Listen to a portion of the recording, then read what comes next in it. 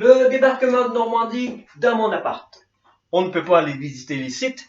C'est ici qu'on le fait. C'est ici qu'on continue dans mon appart de Normandie. Depuis déjà 3 chapitres auparavant, on en est au 4e.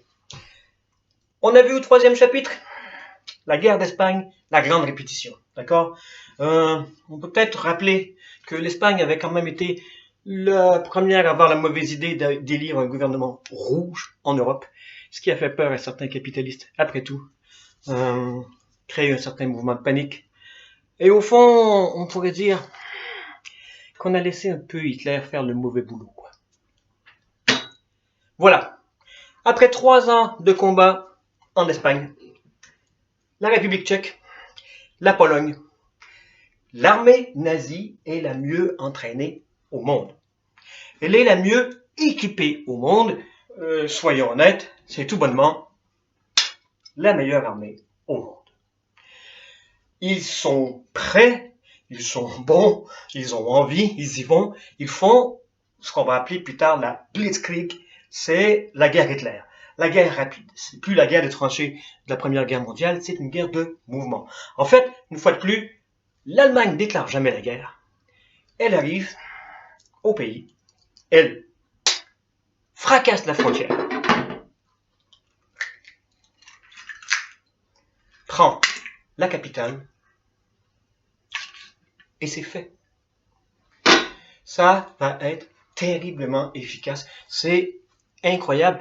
En 2 ans seulement, ils envahissent avec succès 15 pays.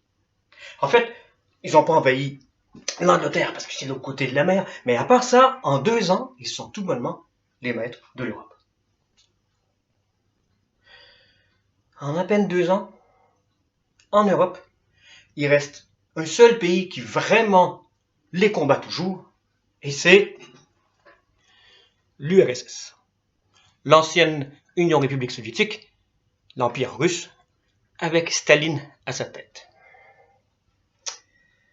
Là, oubliez Hollywood, oubliez certains des cours que vous avez pu suivre, oubliez beaucoup de choses, d'accord? On est en Europe, on va parler européen.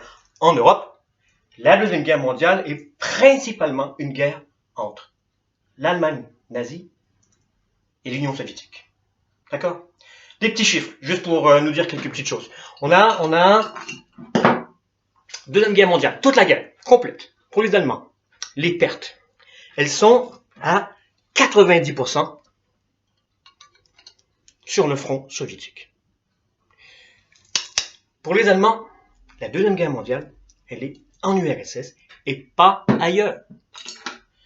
Du côté de l'URSS, d'accord? L'URSS, elle perd 8 millions de soldats sur cette guerre. Elle perd 20 millions de civils. C'est la plus grosse guerre, de loin, qui ait jamais existé. C'est gros. C'est beaucoup trop gros.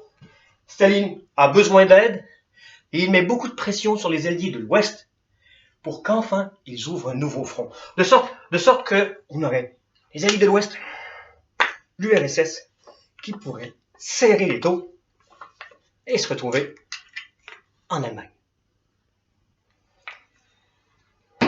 Ça va nous amener au 5e chapitre, le front de l'Ouest. On y arrive, on se rapproche de la Normandie. On pose du cadre depuis le début pour comprendre ce qui s'est passé ici. On devrait y arriver. Prochain chapitre, donc, le mur de l'Atlantique. D'ici là, merci beaucoup.